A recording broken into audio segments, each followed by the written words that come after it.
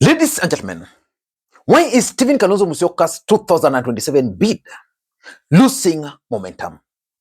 I'm asking that question because even you know that Kalonzo Musyoka should currently be at the top. But Kalonzo is not at the top. Because if Kalonzo were at the top, new entrants like say Matiang'i, Maraga would not be joining the race.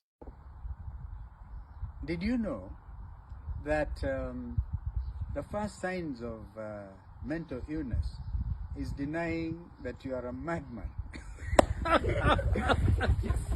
Whether I'm lying or not. Assuming you go to the ballot today and you find 4 names, I want to leave Ruto, I want to leave Raila out of that. I want to focus on just within the opposition here. In that ballot paper, you get the name Omtata. In that ballot paper, you get the name Fred Okengo Matiang'i. In that ballot paper, you get the name David Maraga.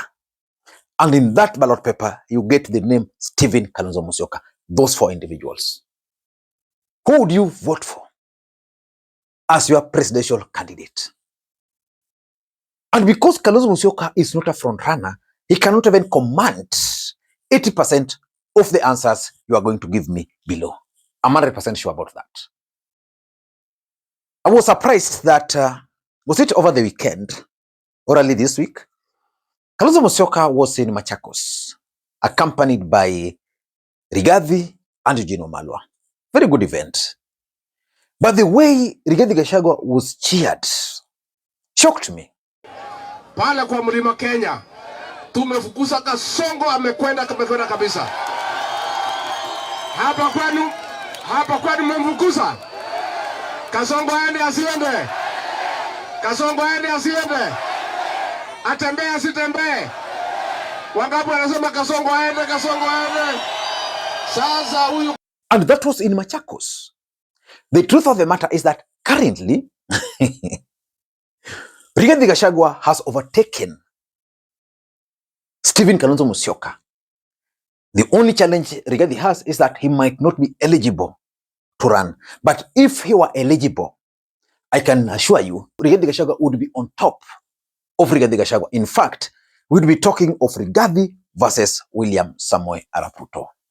In this video, ladies and gentlemen, I want to reveal to you guys why Stephen Kalonzo Musyoka's bid is losing momentum. Before you do that, for those who are watching this channel for the first time, please take a second or two, click that subscribe button so that next time we produce a video like this, YouTube will automatically notify you. And to the subscribers, I want to continue thanking you guys for your continued support. Because without that support, this channel cannot be where it is. Ladies and gentlemen, let me play for you this short clip. This was before the politics of the Republic of Kenya changed. By that time, Rigathi Gachagua was still with William Ruto. Listening to Rigathi Gachagua, and I want you to tell me one thing you've picked from that speech. Mazungumzo yanaendelea inaongozwa na Mheshimiwa Kalonzo. Hapo hakuna kitu mngoje. There is nothing for you to wait from there. Sasa 2018 Raila alienda handshake na Uhuru Kenyatta. Hakumwambia Kalonzo. Hakuenda na yeye. Akaenda akatengeneza deal yake na Uhuru Kenyatta wakamalizana. Project zote alitoa kwa Uhuru akapeleka kwao. Kuna project alienda kwa Ukamani? Lakini nyinyi hata hatuelewi nyinyi. Baada ya kufanyia nyinyi hiyo tena mkamfuata tena mkaamuka na yeye. Nao ametafuta rais juzi. Hakuja na Kalonzo. Hakuna mambo ya Kalonzo aliongea mambo yake. Yes. Hakuna kitu ya Kalonzo alitaja, aliongea mambo yake, ya mtoto wake, ya bibi yake, ya watu yao. Sasa hii mazungumzo ametuma Kalonzo. Pale kwa agenda hakuna maji ya Ukambani, hakuna polea, hakuna barabara. Kwa hiyo mazungumzo nini iko hapo nini kwa kama? Kwa hiyo mazungumzo. Mambo ya saba ni yenu. Ni yenu hiyo. What is Kalonzo talking there on your behalf? Amepatiwa agenda na Raila. Akitengeneza agenda na Uhuru na Ruto hakuweko. Huyu Raila hakuna kitu anatafuta, alitaka tumpatie serikali nusu mkate, tukasema hakuna. Alitaka ati handshake, tukamwambia hakuna. Asema apatiwe ambassador 3, tukamwambia hakuna. Tukasema ukitaka pesa kidogo ya kukula we can discuss. Ukienda nyuma aende akiendanga. And nothing will come out of those talks. Is a waste of time. I am telling you as Deputy President of the Republic of Kenya. So nyinyi Wakamba mngoje hiyo mazungumzo, mtakuja kutafuta sisi because there is nothing. Ile mazungumzo ya maana ni vile mumeshikana kwa hii mambo ya kawaya. Ladies and gentlemen, what have you picked from that speech? For me, if you had to ask me, the reason why Kalonzo Musyoka's bid is losing momentum are as follows. Number one, failure to rebrand Wiper Party. Let me ask you, if you are to go to Migori, Makalda area and tell them about Wiper and Kalonzo, which brand do you think they'll identify with? There's a high chance they will identify with Kalonzo, not Wiper. Because Wiper is not beyond Ukambani. Something happened to Kalonzo Musyoka which he should have taken advantage of. The day Raila Odinga decided to start working with William Ruto, most Kenyans felt that Raila Odinga betrayed them. And therefore, for a long time, most of them were undecided whether to follow Raila or whether to remain where they were. But I'm 100% sure that did not happen because Kalonzo has failed to rebrand Wiper. And rebranding Wiper for me is one of the easiest things Kalonzo can do. The first thing he can do, he can look around for credible people with big names. Let me just float a name. There's a gentleman called Kipruto Arap Kirwa, consistent gentleman. Why can't Kalonzo Musyoka make someone like Kirwa chairman of Wiper? Then Kalonzo should go around and look for a right person for the position of the Secretary General of the party, so that the party can get out of his hands. When Hassan Omar was the SG for Wiper, Wiper had a voice. Currently, I don't even know the Secretary General of Wiper. I don't want to lie.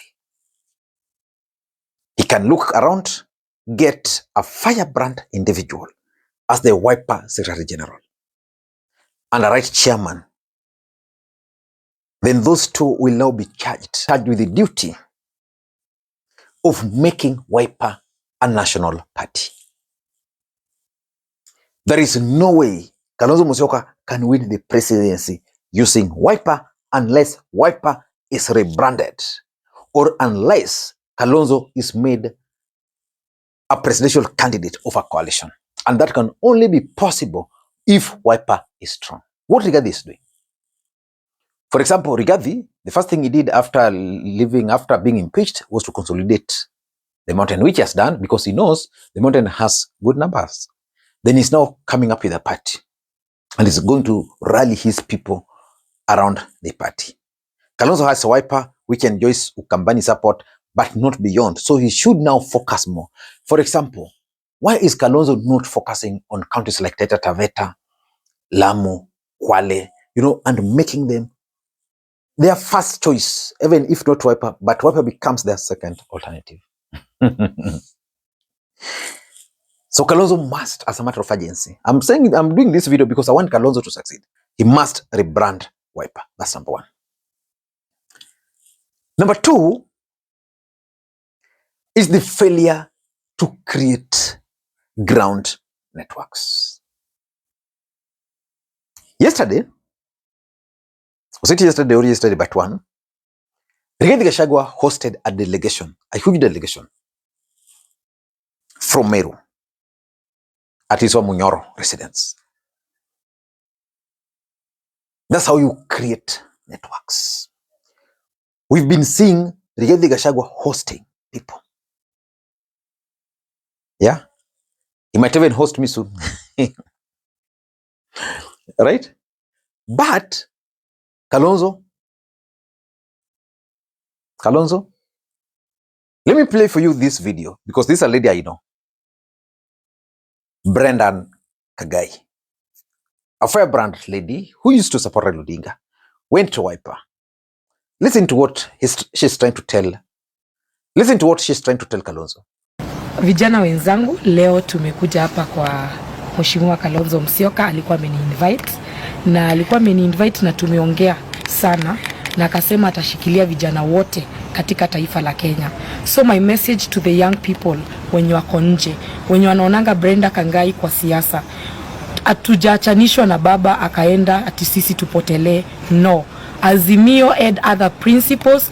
Kulikuwa na Honorable Kalonzo Musyoka, kulikuwa na mtu anaitwa Mama Martha Wangari Karua, kuna Eugene Wamalwa na kuna au viongozi wengine. So sisi tunaachwa katika mikono yako Mheshimiwa Kalonzo Musyoka. Karibu sana Brenda. Na sisi kama vijana hatutababaishwa na hatutauziwa uoga. Your party open it, ikuwe kubwa. Sisi kama vijana tukuje tufanye registration. We register as many youths as we can. We cannot say because baba at the age of 80 has decided to retire, tumwamulie vile ataretire. He can decide to retire in government or with the people.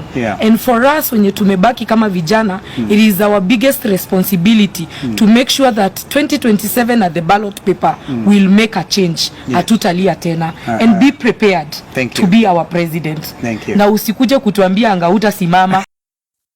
So the truth is, Kalonzo does not have grassroots networks. And because he doesn't have grassroots networks, there is no way he can be considered a serious presidential candidate. My expectation is, right now, if there's an event, maybe a political gathering, Kalonzo Musyoka should be able to have a representative. If there's a political event in Vihiga here, where other parties are represented, they say a funeral, someone representing Wiper should be able to stand up and say, mimi ni mtu wa Wiper. Kalonzo atasimama. No networks. And because of that, even raising agents will be a very big problem. Raila Odinga, you go to any place, you'll find this person. Even right now when he's at his lowest. Number 3, I think Kalonzo is also trying to wait to be made the president. The question is, who can make Kalonzo Musyoka the president? The presidency or power is never given. Power is grabbed. And Kenyans are very weird people. They always tend to side with people they see as able to grab. That's why even Ruto was able to grab the presidency. Kalonzo is good. But number 4, which is very, very important, I think lack of media engagement. As we speak, Kalonzo Musyoka should be at the top of media. When was the last time you saw Kalonzo Musyoka, the headline of a newspaper? Yes, recently. But what happened? He delivered this statement. So which means Kalonzo should focus on those media attention. And what works for him are those kind of controversies. So his media team should be able to continue allowing him to engage the media in that manner. Lastly, I think Kalonzo Musyoka has also failed the leadership test. Why? After Raila Odinga left Azimio, Martha Karua also left. Azimio was left that way. So do you blame Raila Odinga for leaving Azimio or Martha? Or who do you blame? Because my expectation was that immediately Raila left Azimio, Kalonzo should have taken leadership. For example, invited who? Martha Karua and other co-principals for a setting. Then they agree that Raila has left. What do? He should have taken leadership. Because of that, we are seeing Rigathi Gachagua now taking leadership on the other side. I don't want to go into the details about money, because if the bid was serious, people would be showing goodwill. Right now, the only people who will show goodwill are from Mukambani, because they know probably they'll be benefiting, politically speaking. I don't know what you think. This is my take. Until next time, this is Lee Makwiny. Bye-bye.